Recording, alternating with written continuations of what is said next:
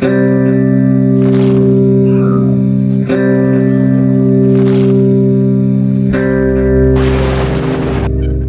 José, uno de los más viejos del pueblo y alguien a quien siempre había respetado por su sensatez y calma, dio un paso adelante. Su voz temblaba, un hecho que por sí solo ya presentía la gravedad de lo que estaba por decirme. Mateo, es tu hermano, Diego. Su voz se quebró y tuvo que hacer una pausa para recomponerse antes de continuar. Hubo un accidente en Lima ayer por la tarde. El mundo pareció detenerse en ese instante. El aire se volvió denso, pesado, difícil de respirar. Mis piernas se debilitaron y apoyé una mano en el marco de la puerta para sostenerme. ¿Diego? ¿Mi hermano? Apenas pude pronunciar su nombre y preguntar, como si no hubiera escuchado bien, como si la respuesta pudiera, de alguna manera, revertir lo que ya temía. Era verdad. Mi nombre es Mateo, aunque mi nombre no es importante en esta historia, porque esta es la historia de mi hermano Diego. Diego y yo vivimos una despedida que ninguno de los dos esperábamos.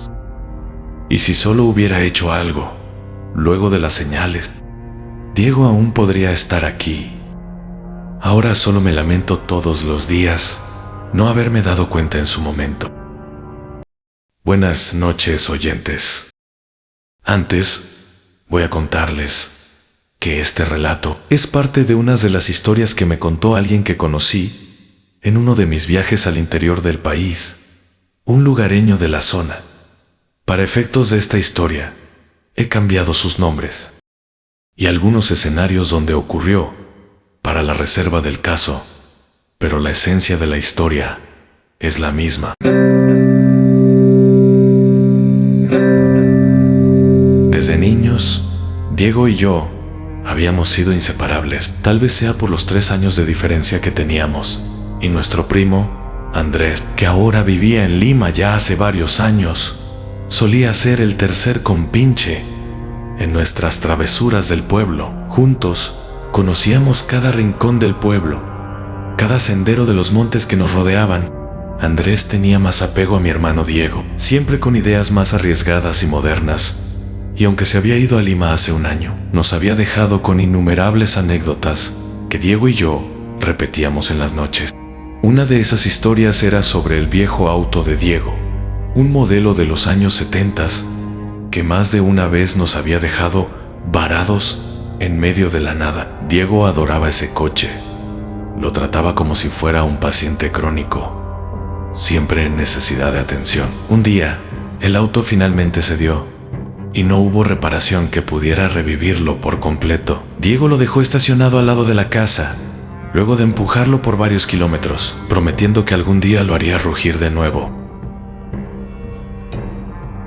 Lo veía horas y horas tratando de arreglarlo, sin dinero o lo poco que ganaba en cachuelos, mejor dicho, trabajos eventuales, comprando algo que escuchó o le contaron, al preguntar a alguno que otro mecánico, ya que no tenía para pagar una reparación en un taller.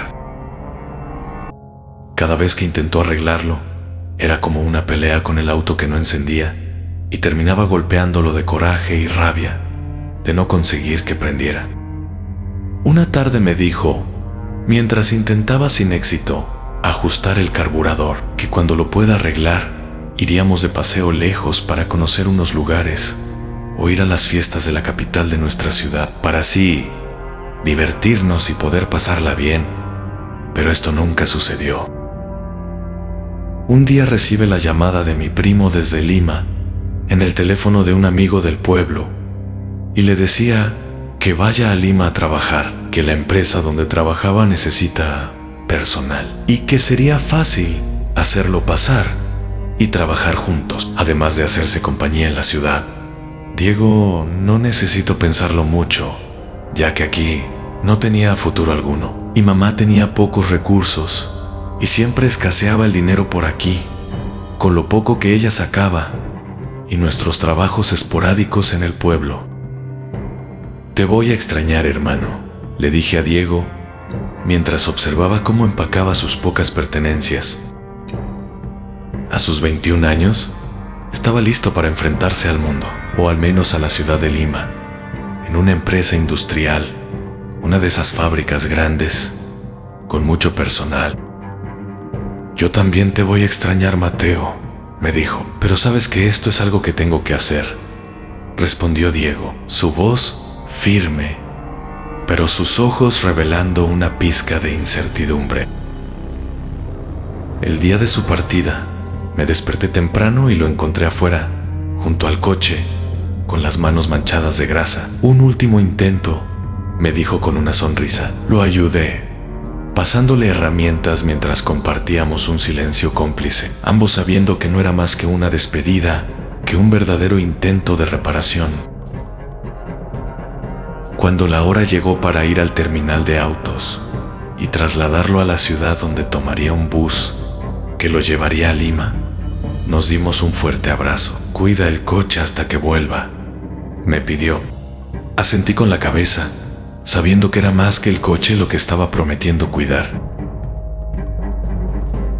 Los días sin Diego fueron extrañamente silenciosos, sin el ruido del motor, sin sus pasos en la casa, sin nuestras conversaciones, discusiones o peleas esporádicas, como cualquier par de hermanos. A veces me ponía a intentar arreglar el coche.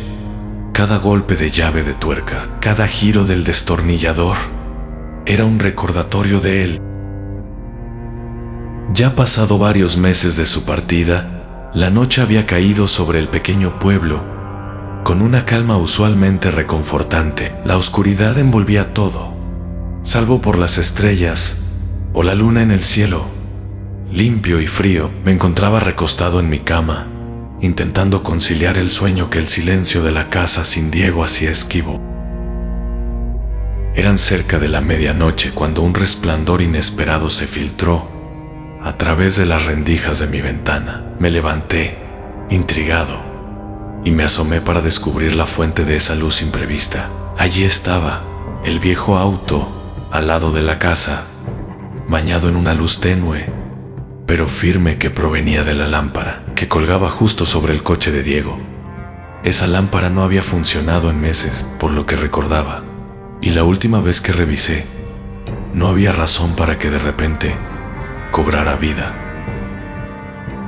Con el corazón latiendo un poco más rápido de lo normal, me vestí rápidamente y salí a la fría noche, mis pasos resonando en el suelo de piedra del patio mientras me acercaba al carro. Todo dentro de mí decía que debía haber una explicación lógica, tal vez un cortocircuito. Aunque la idea de un cortocircuito que arreglara temporalmente una luz rota era tan absurda como los cuentos de fantasmas que Diego y yo nos contábamos de niños. Al abrir la puerta, el bulbo de luz zumbaba suavemente, lanzando sombras sobre el coche y las paredes llenas de recuerdos. No había nada fuera de lo común, nada que justificara la luz encendida. Tras unos minutos de inspección, apagué la luz manualmente y regresé a la casa sin saber la respuesta. Ya al rato todo se tranquilizó y volví a dormir. La siguiente noche, el sueño fue aún más esquivo. Justo cuando los inicios de mi conciencia comenzaban a deslizarse hacia el mundo de los sueños, un sonido me sacó de mi letargo. Clang, clang, el sonido de metal contra metal. El sonido que conocía demasiado bien. Eran las herramientas de Diego, las que solía usar cuando trabajaba en el coche. El sonido parecía venir del carro. Esta vez, me tomé un momento más para vestirme, la confusión y el temor mezclándose con una curiosidad irrefrenable. Al acercarme a la puerta, los sonidos continuaban, regulares y precisos. Clang, clang. Era inconfundible.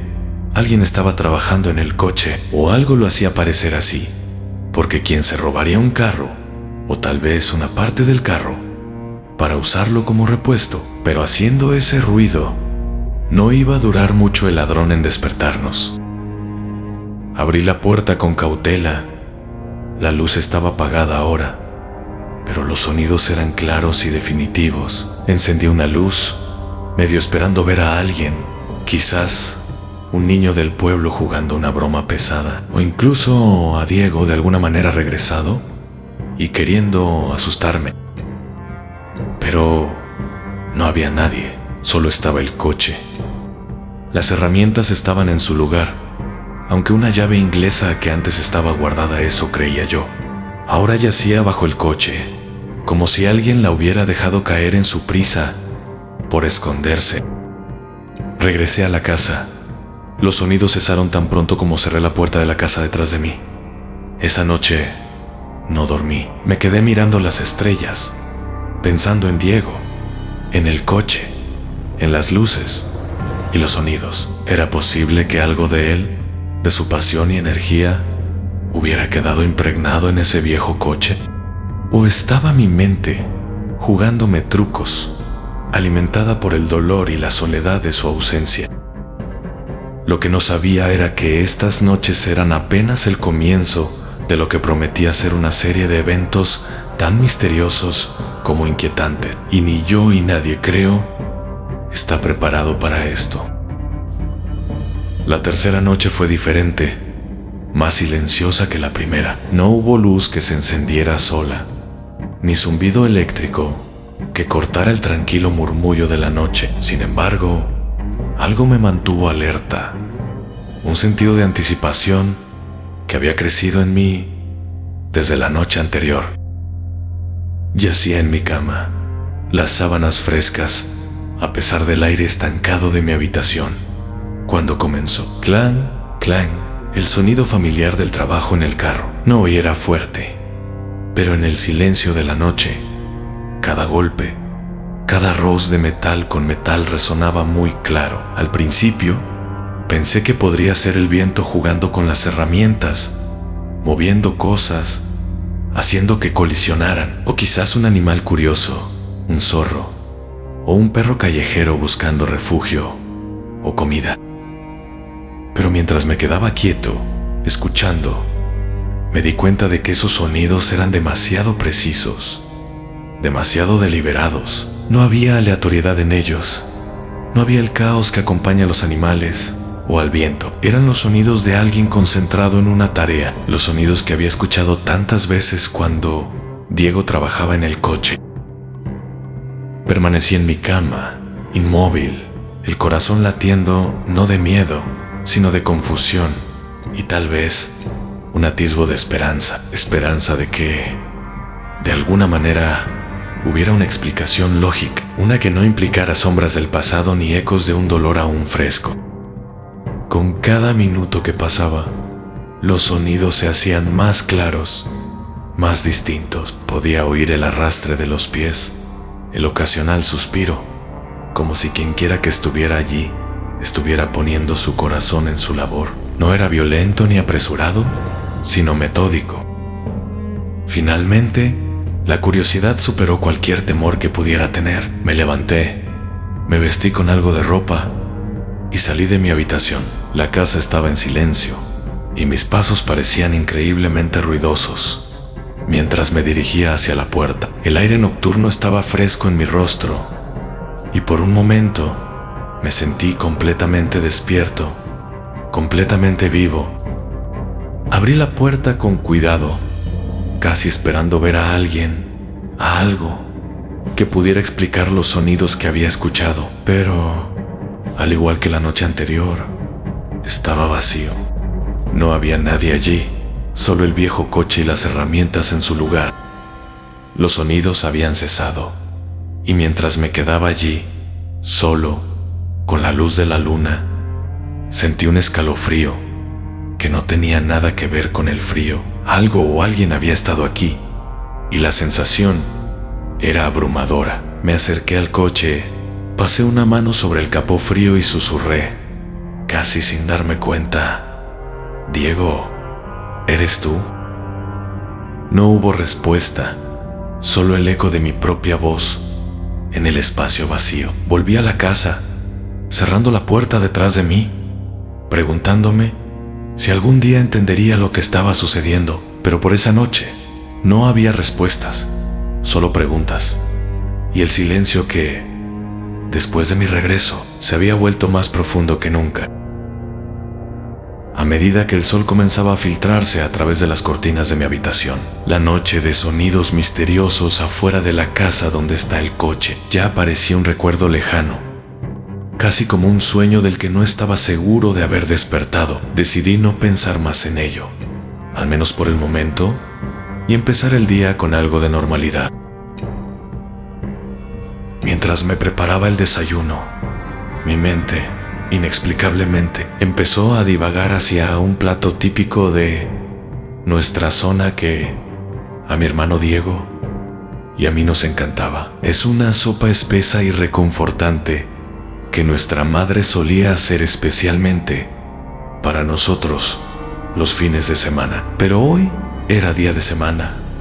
De repente, el olor apareció llenar la cocina. Sacudí la cabeza, sorprendido, y me reí de mí mismo. Estoy imaginando cosas, pensé. Pero no terminó ahí. Mientras comía, el viejo reloj de pared que Diego había arreglado una vez comenzó a hacer un tic-tac más fuerte de lo habitual, o así me pareció. Lo miré, recordando cómo Diego se había empeñado en hacer que funcionara después de años en silencio. Aquel día lo había logrado, y el reloj había marcado el tiempo fielmente desde entonces. Después del desayuno, decidí salir a dar un paseo por el pueblo para aclarar mi mente. A medida que caminaba, cada esquina, cada calle traía un recuerdo de los días con Diego. Pasé por el parque donde solíamos jugar fútbol juntos, y por un momento juraría haber escuchado su risa llevada por el viento. Incluso en la tienda local, mientras compraba algunas cosas, el viejo radio comenzó a tocar una de las canciones favoritas de Diego. El dueño, viendo mi expresión sorprendida, comentó: «A esa radio a veces se enciende sola. Debe ser un mal contacto o algo así». Asentí, intentando no pensar demasiado en ello. Por más que traté de pasar por alto estos incidentes, no pude evitar sentir que algo o alguien estaba tratando de decirme algo, de traer a Diego a mi memoria de formas pequeñas, pero significativas. A pesar de mis esfuerzos por ignorarlo, cada pequeño recordatorio me hacía sentir más cerca de él, como si, de alguna manera, Diego estuviera todavía conmigo, asegurándose de que no lo olvidara. Al volver a casa, me senté en el tronco al lado de la puerta de la casa, mirando el carro donde los sonidos habían ocurrido la noche anterior. ¿Es posible que Diego esté tratando de comunicarse conmigo?, me pregunté en voz alta, sin esperar una respuesta. El silencio que siguió fue profundo, interrumpido solo por el suave zumbido de la vida diaria del pueblo. Decidí que esa noche prestaría más atención, que estaría más alerta a cualquier señal. Si Diego realmente estaba tratando de alcanzarme, de alguna manera, yo estaría listo para escuchar. Quizás, solo quizás, había algo más en estos pequeños eventos, algo que necesitaba entender. El amanecer aún no se asentaba por completo sobre el pueblo cuando el sonido apresurado y ansioso de golpes en la puerta me sacó de mis pensamientos. Llevaba toda la noche despierto, sin ningún evento extraño esa noche, inquieto por los extraños acontecimientos y los recuerdos imprevistos de mi hermano Diego. Me levanté lentamente, el peso de una noche sin sueño, tirando de cada movimiento. Abrí la puerta y encontré una pequeña multitud de vecinos frente a mi casa. Sus rostros estaban marcados por la tristeza y la preocupación. Ojos que evitaban encontrarse con los míos, como si en su mirada pudieran transmitir noticias que sus bocas temían pronunciar.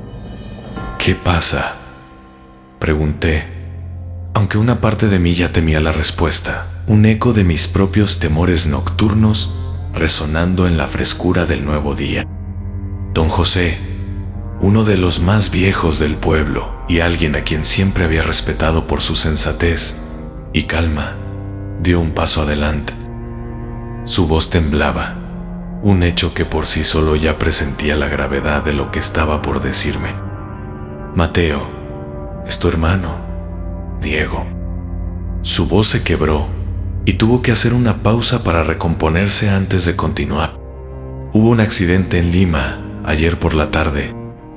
El mundo pareció detenerse en ese instante. El aire se volvió denso, pesado, difícil de respirar. Mis piernas se debilitaron y apoyé una mano en el marco de la puerta para sostenerme. ¿Diego? ¿Mi hermano? Apenas pude pronunciar su nombre y preguntar, como si no hubiera escuchado bien, como si la respuesta pudiera, de alguna manera, revertir lo que ya temía. ¿Era verdad? Sí, afirmaron con la cabeza, algunos con lágrimas empezando a formarse en los bordes de sus ojos. Lo siento mucho, Mateo, pero están diciendo que fue un accidente en la fábrica donde trabajaba Diego. Algo sobre una máquina. Fue instantáneo. Al menos eso es lo que han dicho. En ese momento, los eventos de las noches anteriores, la luz en el garaje, los sonidos de las herramientas, la música y los olores que me recordaban a él, cobraron un nuevo significado, una profundidad trágica que no había considerado. ¿Habían sido señales? ¿Había estado Diego tratando de despedirse, de conectarse conmigo una última vez, antes de que su destino se sellara en aquella ciudad lejana?